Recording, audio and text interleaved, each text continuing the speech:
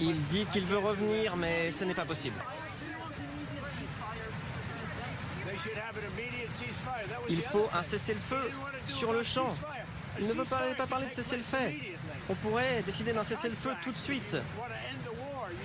Si on veut arrêter une paix, il faut un cessez-le-feu. Vous savez, un accord de paix, ça prend du temps. Moi, je veux que ça s'arrête tout de suite. Et si on avait eu un cessez-le-feu, ça aurait été un vrai cessez-le-feu. Mais il n'est pas prêt à ça. Tant pis. Moi, je veux que ça s'arrête sur le champ. Je veux un cessez-le-feu maintenant. Et il dit il veut pas un cessez-le-feu. Mais il joue les gros bras parce qu'il a les États-Unis à ses côtés. Mais si on le laisse se battre tout seul, ça va pas être beau. Parce que sans nous, il ne peut pas gagner.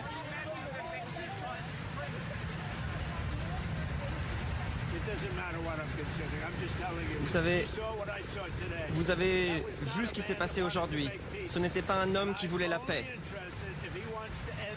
S'il veut arrêter la boucherie, moi ça m'intéresse, mais sinon non. C'est chaud quand même, hein, les amis, c'est très chaud. Alors là, on parle de l'entretien qui a eu lieu entre Zelensky et Donald Trump hier, que vous avez sûrement vu, qui était un entretien absolument hallucinant. Moi, de toute ma vie, j'ai jamais vu en fait un entretien politique aux États-Unis aussi lunaire que l'entretien entre Zelensky et Trump hier.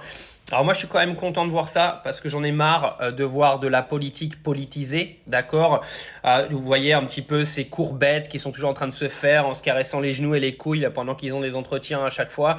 Là, on a un Donald Trump qui va au bout de ses convictions, qui explique à Volodymyr Zelensky qu'il faut un cessez-le-feu et s'il n'est pas content, il ne recevra plus un seul euro de la part des États-Unis ou un seul dollar dans ce cas de figure. Et je trouve ça bien. Maintenant que tu sois d'accord ou pas d'accord avec ce qu'a dit Donald Trump et sur le fait que la Russie envahit l'Ukraine, etc., c'est un autre débat. Mais avoir un politicien qui porte ses couilles et qui vient dire à un gars qui fait traîner une guerre depuis maintenant bien longtemps, parce que oui, tous les moralisateurs qui viennent nous expliquer que Poutine est responsable de tout, vous êtes des sacrés naïfs quand même, au moins voir un président porter ses burnes et puis dire tout ce qu'il pense, moi je trouve ça bien, c'est tellement frais en fait, parce qu'en politique on est tellement entouré que de faux culs qui font de la politique qui sert à rien à chaque fois, que là au moins ça risque d'avoir des conséquences, alors positives ou négatives on va voir, mais ça aura, voilà, on s'en souviendra clairement.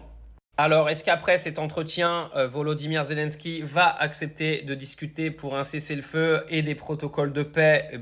Nous allons voir ça. Mais si Volodymyr Zelensky ne veut pas partir sur une guerre mondiale et veut clairement sauver sa population, il va falloir qu'il s'assoie à la table des négociations et qu'à un moment donné, il prenne un stylo et qu'il signe des papiers. Parce qu'il y en a ras-le-bol.